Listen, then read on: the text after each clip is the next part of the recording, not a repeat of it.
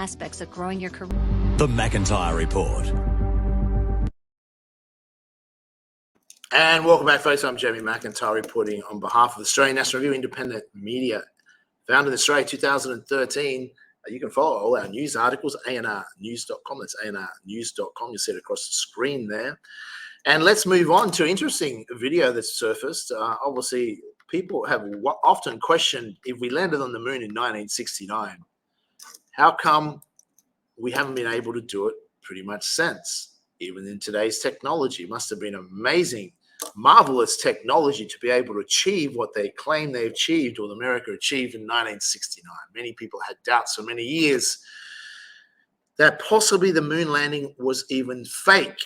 Now, of course, if you suggested that, you'd be a conspiracy theorist and shamed back into believing that it was true. But realize most people only believe the moon landing to be true because they're scared of what people might say if they differ to that globalist narrative. Have they really done research and bothered to check the evidence that did they really land on the moon in 1969? Shouldn't we actually take an interest in what we're told and just go, let's just fact check that for a moment? Well, AI, not Russian AI, but American AI, has come out and said the moon landing photos are fake. Все объекты на этом фото ей кажутся ненастоящими. В то же время вот фотография китайского лунохода у нее особенных вопросов не вызывает. А это то, что кажется не настоящим? Да, да, вот то, что красное. Сетка гугловская, не наша. Так, чтобы не было предвзятости. Удивительно, но там точно вот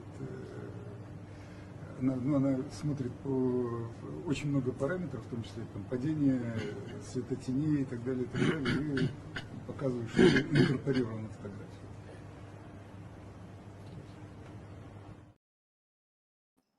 Well, there you have it. Now, the interesting thing is, because people are scared, they're bullied and shamed into believing something. So if you want to have a debate about the moon landing, then all you simply say to people is this, and you can say this on vaccines or whatever. If you're so sure they landed on the moon in 1969, as they tell us, the same people that have now we found out have lied about everything, then would you be willing to bet your house that you did? See, what I find amazing, whether we did or did not land on the moon in 1969, as we were told, I wasn't around in 1969, so I can't say whether it happened or not. But what is amazing to me is how many people just simply believe what they've been told on the idiot box without doing any fact checking. They just assume it to be true because they just assume the government would never lie to them. They assume their government is actually representing them. Bad assumptions to make, true. They assume governments run the world, which is false. Governments don't run the world. The rich oligarchs, as we talked about in the previous episode, predominantly behind Israel, the oligarchs that founded Israel run the world. And they would like to run the world completely. They run the West, should we say, the Western world. So why do we believe them without any evidence? So, but if you challenge people, like, would you be bet? If you had to bet your house, no, one choice, bet that they landed on the moon, humans landed on the moon and returned safely to the Earth in 1969, or they didn't, but you're going to lose your house if you're wrong. You would have to think about it a little bit more, wouldn't you? And what it would mean you do is, oh, hang on a minute, if I'm going to lose my house, if I bet wrong, I'm going to go and do some research. I'm going to go out and research the facts and find out what really did go on. And the evidence they're saying, the conspiracy theory they told us, since we were lied to us since we were little kids, that they landed on the moon in 1969, we would want to go and fact check. Is that true? Because we're going to lose our house, we want to make an effort. So most people don't make an effort, therefore they act so arrogantly spewing Western propaganda that we did this or that, and they're also controlled and manipulated because they're afraid what their peers will think.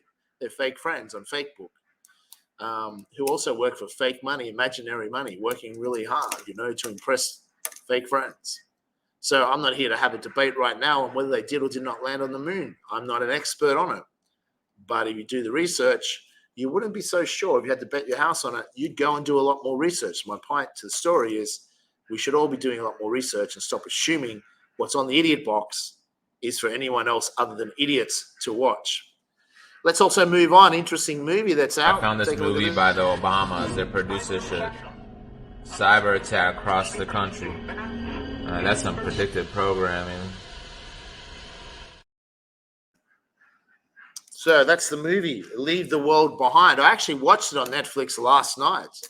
A good movie to watch, Julia Roberts, but I'd already heard about it. I didn't know the Obamas were behind it. I believe it was, no doubt, deep state propaganda, though, because of cyber attack and everything like that. Definitely worth watching, but you can see how they're trying to soften up the world for what they're really planning. Very interesting movie. Let's turn to Ukraine right now. Let's hear what's going on in Ukraine. Pretty much what we told you was going to happen. Ukraine is losing and close to collapse, and they're not going to get any more weapons on any significant about scale. this matter. With respect to the supplemental, yes, we're absolutely concerned that the level of funding has expired. We are now relying on residual funds from the drawdown that will soon, we're at, I think, over 97% of those having been exhausted, will very shortly run out of any runway at all. So yes, we are very concerned. It's why the Secretary joins the President and others in the administration in urging Congress to act as quickly as possible.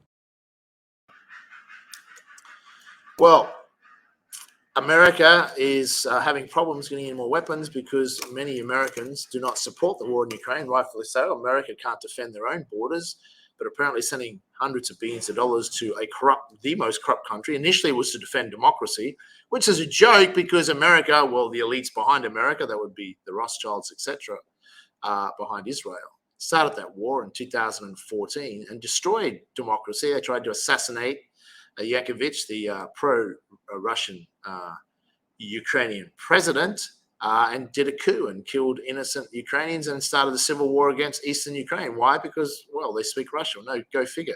It's a former Russian country. They supported the pro-Russian president because most of the Ukraine is pro-Russian, especially in the East. But most people fell for it. The left fell for that. They were told, stand with Ukraine and post that on social media. Stand with who? Nazis in Ukraine. Stand with genociding Eastern Ukrainians. Common pattern here with the elites behind Israel is they like to genocide people and make it out and blame the other person. Blame the Palestinians, or it's their fault because they voted for Hamas in 2005, despite the poor little babies not being born then, despite most of the population being under 36, which they would have to be older than that to be legally able to vote for Hamas in 2005. But they deserve to die, those little bastards, don't they? Well, see, these elites profit from war. They can use it for money laundering. $14 billion was sent to Israel to defend against the army of Hamas, Air Force of paragliders and battalion of secondhand dirt bikes. I mean, such a powerful enemy that you need 3 aircraft carriers sent there to help you.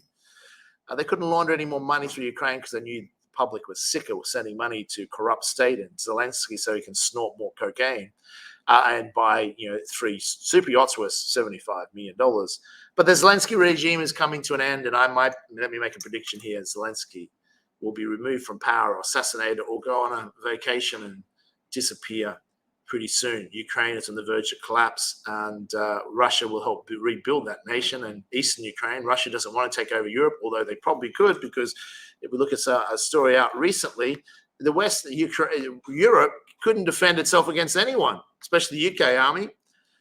Story that's out, Wall Street Journey, alarm grows over weakened militaries and empty arsenals in Europe. I wonder why, because they sent all the weapons to Ukraine. The biggest army of Germany after Ukraine would last 2 days in a war. The UK has, I think, about 50 tanks. It's a joke.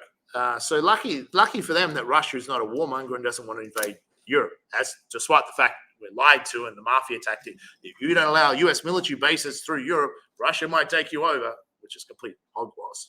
Russia doesn't even want Western Ukraine. They will take Eastern Ukraine, which is formerly part of Russia, back because most of the people there will vote to be part of Russia. And that's what democracy is. And Russia will rebuild it. People are told that Putin is a dictator and Russia is a poor country. And yet, have you been to Moscow? Have you seen Moscow? It's becoming, yes, the people weren't as rich as the West was, but they're getting wealthier. The streets and subways, you walk in a subway so futuristic in Moscow or St. Petersburg or the Berean architecture. You go in the subways, and the streets are clean. There's no homeless people lying around. People have respect for the country. They have traditional values, Orthodox Christians. You can't say the same about the West, can you? West used to have traditional values. You want to go through a subway in LA or New York, or Chicago, you're lucky to survive. See, America's in decline, the West is in decline. Russia's doing quite nicely. No country's perfect, but we're told Putin is a dictator. Is he a dictator? Well, he has over 75% support levels of people that will vote for him. What does the leader of the most powerful man in the West have? Joe Biden. No one supports Joe Biden, really. I mean, he's clearly a puppet. So is Putin run by a puppet for the oligarchs in Russia? I don't think so. He put them in his place. So we're lied to. Does Putin not refuse to answer questions to his public? No, he does addresses all the time. He actually listens to them. He talks articulately, intelligently. So whether you like Putin or not, the reason you probably don't like Putin is only because you're being brainwashed not to like Putin. By who? The criminal elites. They don't like Putin. Why? Because he's standing between the New World Order agenda. These are simple facts you're going to learn about the world. You're not going to hear this on mainstream media because the elites own mainstream media. Nothing gets out there that's not pre-approved. Nothing. It's scripted. It's a show. It's staged. Everything you thought to be true, you grew up watching the Idiot Box, is not true. What is true? Well, it's not me here to tell you what the truth is. It's for you to research it. True, and we'll help you with that as much as we can, but you need to research. We rely on citizen journalism. We make a mistake here at Independent Media. We're happy to admit it. Hey, we made a mistake. Big difference to mainstream media. They set out every morning, every day to deliberately deceive you, manipulate you, trick you, con you, lie to you, scam you. That's what they do. So stop supporting them, folks. Support independent media. Independent media can hold these bastards accountable. It can bring down the evil cabal that is claimed as just a conspiracy theory. Give me $1 trillion and I'm pretty sure I can have an influence on this world. These people have trillions of dollars at their disposal. And they're manipulating the world from the shadows of society where you think it's a democracy, which you've learned in recent years, as the truth has been forced out, that it's not. Can we win this war? We can. Truth will win the war. Truth is our most vital weapon. Support independent media. Support independent media journalists. Support us here at Australian National Review and news.com. Support us by sharing our articles, donating $5 a month, joining truthbook.social, join us on Twitter, etc. All these things help. This is a shocking story before I go. Pizzagate.